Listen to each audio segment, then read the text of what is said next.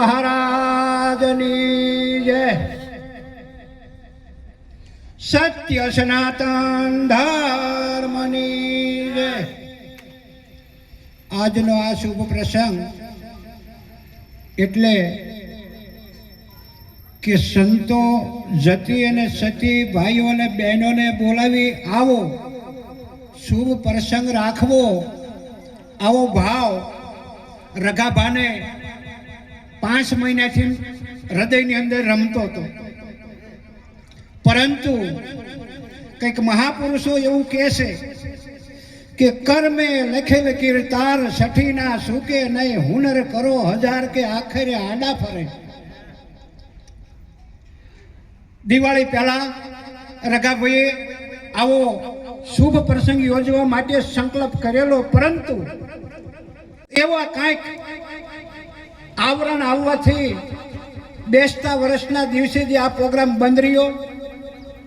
પરંતુ સત્યાગ્રહ જેમ ટીટોડીએ કર્યો તો ઈંડા માટે, એવો સત્યાગ્રહ રઘાભાઈએ જે પકડ્યો, બીજી વાર નક્કી કર્યું ત્યાં ઘરે આવરણ આવ્યું, ડુસીમાં ઓફ થઈ ગયા. ત્રીજી વાર જે એમના મનની અંદર ભાવ હતો એ ભાવને જતો ન કર્યો, ટીટોડી ઘોડે સત્યાગ્રહ પકડી રાખ્યો. અને આજે એમનો જે વિચાર એ શુભ થયો. તો ધન્ય છે એવા મહાપુરુષને સર્વે સંતોના જતી સતીના કંઈક આરસી વચનો મળે કે પરમાત્મા જાજુ ધન આપે ને આવો નવો ભાવ રાખી અને બીજો પ્રસંગ યોજાવે. કારણ કે મનુષ્ય દેહ મળ્યા પછી સંતોનો સંગ, સંતોનો મિલન અને જે સત્સંગ એ મળવો અતિ દુર્લભ છે. બીજું તો બધું મળશે, સુખ સંપત્તિ કદાચ મળે પણ સત્સંગ ન મળે. તો સત્સંગ ન મળે તો સુખ સંપત્તિ શું કામની. ખરેખર જ્યારે સત્સંગ મળે તો જીવાત્માને આ માનવ દેહ મળ્યો એનું કંઈક કલ્યાણ થઈ જાય.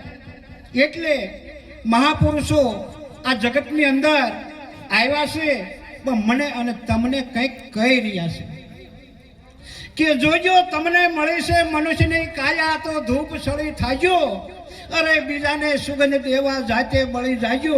એમ આ મહાપુરુષો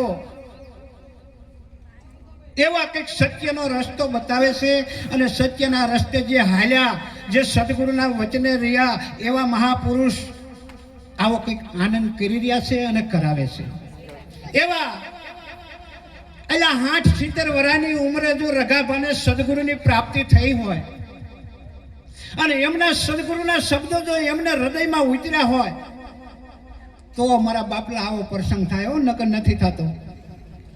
તો ધન્યવાદ છે એમના પરિવારને, એમના કુટુંબને, રઘાભાને, રઘાભાના સદગુરુને.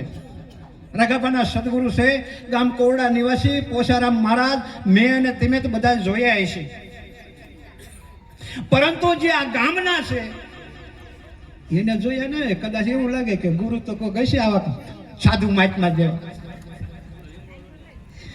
પણ સાધુ મહાત્મા છે, સાધુ એટલે સાધ પોતાની છે. જીવ કોને કહેવાય, ઈશ્વર કોને કહેવાય, માયા કોને કહેવાય, આત્મા કોને કહેવાય, હું કોણ છું. આવી જેને સાધ છે એવા સાધુ એમને મળ્યા છે.